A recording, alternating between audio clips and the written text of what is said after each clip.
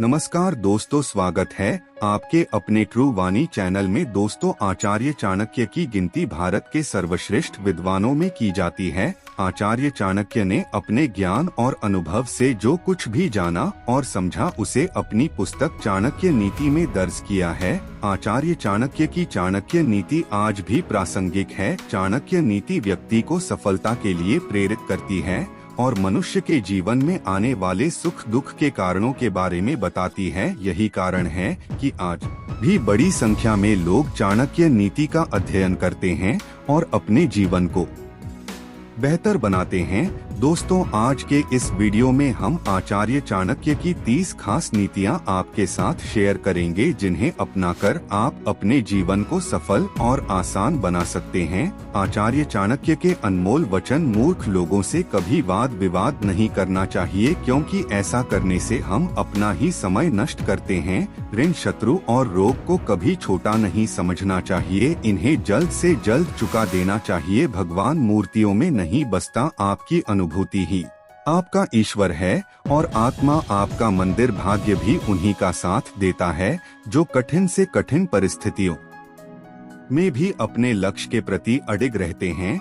जो आपकी बात को सुनते हुए इधर उधर देखे, उस आदमी पर कभी भी विश्वास न करें। दूसरों की गलतियों से सीखो। अगर अपने ही ऊपर प्रयोग करके सीखने का प्रयास करोगे तो आयु कम पड़ जाएगी। किस्मत के सहारे चलना अपने पैरों पर कुल्हाड़ी मारने जैसा है। ऐसे लोगों को बर्बाद होने में वक्त नहीं लगता। कोई भी व्यक्ति उच्च स्थान पर बैठकर ऊंचा नहीं हो जाता, बल्कि हमेशा अपने गुणों से ऊंचा होता है। उस स्थान पर एक भी पल नहीं ठहरना चाहिए जहां आपकी इज्जत ना हो, जहां आप अपनी जीविका नहीं चला सकते, जहां आपका कोई दोस्त नहीं हो और जहां ज्ञान की तनिक भी बातें ना हो। जिस तरह एक सुगंध भरे वृक्ष से सारा जंगल महक जाता है, उसी तरह एक गुणवान पुत्र से सारे कुल का नाम रोशन हो जाता है। जो ज्ञानी होता है उसे समझाया जा सकता है, जो अज्ञानी होता है उसे भी समझाया जा सकता है, परंतु जो अभिमानी होता है उसे कोई नहीं समझा सकता, उसे वक्त ही समझाता है।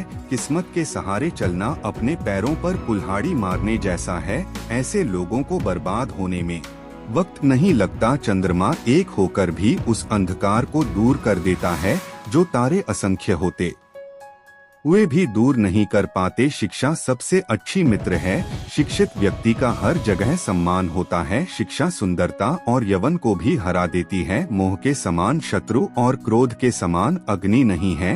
एक व्यक्ति या एक शासक को हमेशा उसके परिणामों पर पूरी तरह से विचार करने के बाद एक कार्य करना चाहिए, अन्यथा भाग्य भी उसके धन की रक्षा नहीं कर सकता। समृद्धि उसी के लिए लंबे समय तक रहती है। समृद्धि उसी के लिए लंबे समय तक रहती है जो चित्त विचार के बाद कार्य करता है। भगवान लकड़ी, पत्थर या मिट्टी की मूर्तियों में नहीं रहते, उनका वास हमारी भावनाओं में, हमारे विचारों में है। इस भावना से ही हम इन मूर्तियों में ईश्वर को विद्यमान मानते हैं। जो मनुष्य सभी प्राणियों के लिए दया और करुणा रखता है वह निश्चित रूप से धार्मिक है। उसे अपनी धार्मिकता साबित करने के लिए किसी धार्मिक प्रतीक या चिन्ह की आवश्यकता नहीं है। दुश्मन कमजोर बिंदुओं पर हमला करते हैं। सीमा पार संबंधों में कोई स्थायी मित्र या स्थायी शत्रु, यहाँ तक कि स्थायी सीमाएं नहीं होती, केवल स्थायी हित होते हैं और इन हितों की रक्षा के लिए सब कुछ किया जाना चाहिए। यदि एक राजा ऊर्जावान है तो उसकी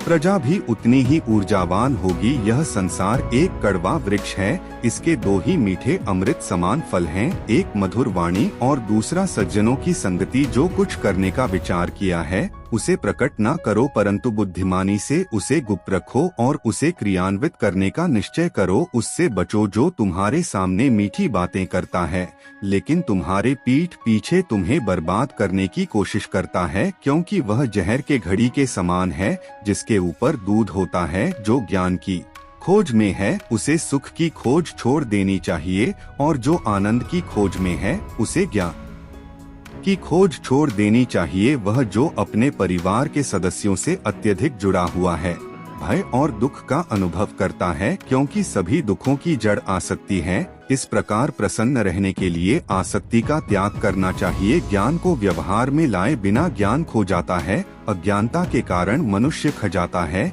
एक सेनापति के बिना एक सेना खो जाती है और एक स्त्री बिना पति के खो जाती है। आचार्य चाणक्य कहते हैं कि कभी भी अपने दुश्मन को कम न समझे। उसे मात देने के लिए उसकी ताकत का सही अंदाजा लगाना बहुत जरूरी है।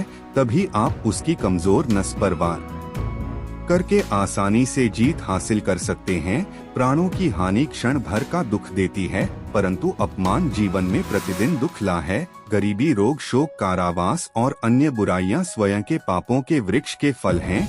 जब तक दुश्मन की कमजोरी का पता न चल जाए तब तक उसे मित्रता पूर्ण शर्तों पर रखा जाना चाहिए। सबसे बड़ा गुरु मंत्र है, कभी भी अपने राज किसी से साझा न करें, यह आपको नष्ट कर देगा। जैसे ही भय निकट आए उस पर आक्रमण करो और उसे नष्ट कर दो। आध्यात्मिक शक्ति के अमृत से संतुष्ट लोगों को जो सुख और शांति प्राप्ति होती है वह लालची व्यक्तियों को बेचैनी से इधर उधर घूमने से नहीं मिलती है। हे ज्ञानी, अपना धन केवल योग्य को दे और दूसरों को कभी नहीं। मेघों द्वारा प्राप्त समुद्र का जल सदैव मीठा होता है। किसी व्यक्ति की सहनशीलता को ध्यान में रखते हुए उसे परेशान न करें। शक्तिशाली दिमाग को कोई हरा नहीं सकता। पहले 5 साल अपने बच्चे के साथ एक प्यार की तरह व्यवहार करें। अगले 5 साल तक उन्हें डांटे। जब तक वे 16 वर्ष के नहीं हो जाते तब तक उनके साथ एक मित्र की तरह व्यवहार करें। आपके बड़े हो चुके बच्चे आपके सबसे अच्छे दोस्त हैं। बुरे साथी पर भरोसा मत करो और ना ही साधारण मित्र पर भी भरोसा करो, क्योंकि अगर वह तुमसे नाराज हो गया तो वह तुम्हारे सारे राज खोल देगा। मूर्ख व्यक्ति के लिए पुस्तकें उतनी उपयोगी होती हैं जितनी कि अंधे व्यक्ति के लिए आईना। कम दिमाग वाले व्यक्ति दुष्ट, कपटी और धोखेबाज होते हैं, उन पर भरोसा नहीं करना चाहिए। नीच बुद्धि वालों पर विश्वास करना नीति में भूल और व्यर्थ है, क्योंकि वे भरोसे के लायक नहीं है। प्रशासक को नीच बुद्धि वालों पर विश्वास करके विपत्ति को निमंत्रण नहीं देना चाहिए। जिस तरह एक सूखा पेड़ आग लगने पर पूरे जंगल को जला देता है, उसी तरह एक दुष्ट पुत्र पूरे परिवार को नष्ट कर देता है। हमारा शरीर नश्वर है, धन स्थायी नहीं है और मृत्यु सदैव निकट है। इसलिए हमें तुरंत पुण्य के कार्यों में संलग्न होना चाहिए। जो धन के लेन देन में, ज्ञान अर्जन में, खाने में और व्यापार में लज्जा का त्याग करता है वही सुखी होता है। जिसका ज्ञान किताबों तक सीमित है और जिसका धन दूसरों के कब्जे में है, वह जरूरत पड़ने पर ना तो अपने ज्ञान का उपयोग कर सकता है और ना ही धन का। हमें अतीत के लिए चिंतित नहीं होना चाहिए और ना ही भविष्य के बारे में चिंतित होना चाहिए। समझदार लोग केवल वर्तमान में रहकर अपना कार्य करते हैं। जिस प्रकार सुगंधित पुष्पों से लदा वृक्ष सारे वन में सुगंध फैलाता है, इसी प्रकार एक योग्य पुत्र पूरे परिवार, समुदाय और देश का नाम रोशन करता है। कोई व्यक्ति कर्म से महान होता है, जन्म से नहीं। कोई काम शुरू करने से पहले हमेशा अपने आप से 3 प्रश्न पूछे, मैं यह क्यों? अपने आप से 3 प्रश्न पूछे, मैं यह क्यों कर रहा हूँ? इसका परिणाम क्या हो सकता है और क्या मैं सफल हो सकता हूँ? जब आप गहराई में सोचे और इन सवालों के संतोषजनक जवाब पाए तभी आगे बढ़े। वासना के समान विनाशकारी कोई रोग नहीं है। कोई व्यक्ति किसी ऊंचे पर बैठने से नहीं बल्कि उच्च गुणों से महान बनता है। एक महल नुमा इमारत की चोटी पर बैठने से कौवा चील नहीं बन जाता। सद्गुण और फलों से लदे वृक्ष झुकते हैं, परंतु मूर्ख और सूखी लकड़ियां टूट जाती हैं, क्योंकि वह झुकते नहीं। वह जो हमारे मन में रहता है वह निकट है, भले ही वह वास्तव में दूर हो, लेकिन जो हमारे दिल में नहीं वह दूर है, भले ही वह वास्तव में पास हो। एक अशिक्षित चाहे वह कितना भी अच्छा क्यों ना हो या वह किसी भी परिवार का क्यों ना हो, वह उस फूल की तरह बेकार है जिसमें रंग तो है पर सुगंध नहीं। फूलों की सुगंध हवा की दिशा में ही फैलती है, लेकिन इंसान की अच्छाई हर दिशा में फैलती है। समय मनुष्य को पूर्ण है, तभी आप उसकी कमजोर नस पर वार करके आसानी से जीत हासिल कर सकते हैं। प्राणों की हानि क्षण भर का दुख देती है, परंतु अपमान जीवन में प्रतिदिन दुख ला है। गरीबी, रोग, शोक, कारावास और अन्य बुराइयां स्वयं के पापों के वृक्ष के फल हैं। जब तक दुश्मन की कमजोरी का पता न चल जाए तब तक उसे मित्रता पूर्ण शर्तों पर रखा जाना चाहिए। सबसे बड़ा गुरु मंत्र है, कभी भी अपने राज किसी से साझा न करें, यह आपको नष्ट कर देगा। जैसे ही भय निकट आए उस पर आक्रमण करो और उसे नष्ट कर दो। आध्यात्मिक शक्ति के अमृत से संतुष्ट लोगों को जो सुख और शांति प्राप्ति होती है, वह लालची व्यक्तियों को बेचैनी से इधर उधर घूमने से नहीं मिलती है। हे ज्ञानी, अपना धन केवल योग्य को दे और दूसरों को कभी नहीं। मेघों द्वारा प्राप्त समुद्र का जल सदैव मीठा होता है। किसी व्यक्ति की सहनशीलता को ध्यान में रखते हुए उसे परेशान न करें। शक्तिशाली दिमाग विषैला होने का ढोंग करना चाहिए। एक व्यक्ति को बहुत ईमानदार नहीं होना चाहिए। सीधे पेड़ पहले काटे जाते हैं और ईमानदार लोगों पर पहले शिकंजा कसा जाता है। दुष्ट संगति का त्याग करो और संतों की संगति करो। दिन रात पुण्य अर्जित करो और सदा उस पर ध्यान करो जो शाश्वत है। उसे भूल जाओ जो अस्थायी है।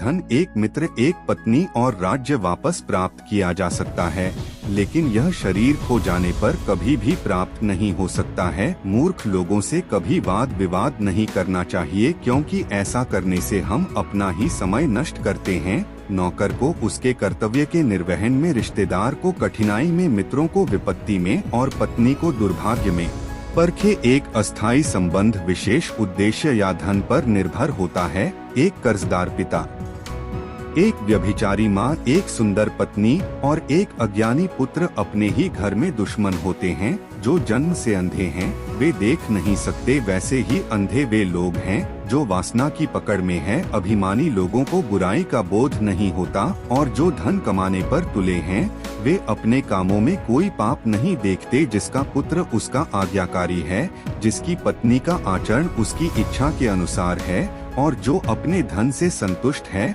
उसका स्वर्ग यही पृथ्वी पर है। के पास धन है उसके सब मित्र हैं। बुद्धिमान व्यक्ति को सारस की भांति अपने इंद्रियों को वश में करना चाहिए और अपने स्थान, काल और योग्यता को जानकर अपने उद्देश्य को पूरा करना चाहिए। दुष्ट व्यक्ति व्यवहार करने पर भी हानि पहुंचाता है। एक दुष्ट पत्नी, एक झूठा दोस्त, एक दुष्ट नौकर और एक घर में एक सांप के साथ रहना मृत्यु के अलावा और कुछ नहीं है। मेहनत करने से दरिद्रता नहीं रहती, धर्म करने से पाप नहीं रहता, मौन रहने से कला नहीं होता और जागते रहने से भय नहीं होता। संतुलित मन के समान कोई तपस्या नहीं और संतोष के समान कोई सुख नहीं। लोभ जैसा कोई रोग नहीं और दया जैसा कोई पुण्य नहीं। जंगल की आग पेड़ों को जलाकर राख कर देती है। शीतलता और सुगंध के गुणों से संपन्न महंगा चंदन का पेड़ भी जलने से नहीं बच सकता। उसी प्रकार दुष्ट अपने हितैषियों को भी हानि पहुंचाते हैं।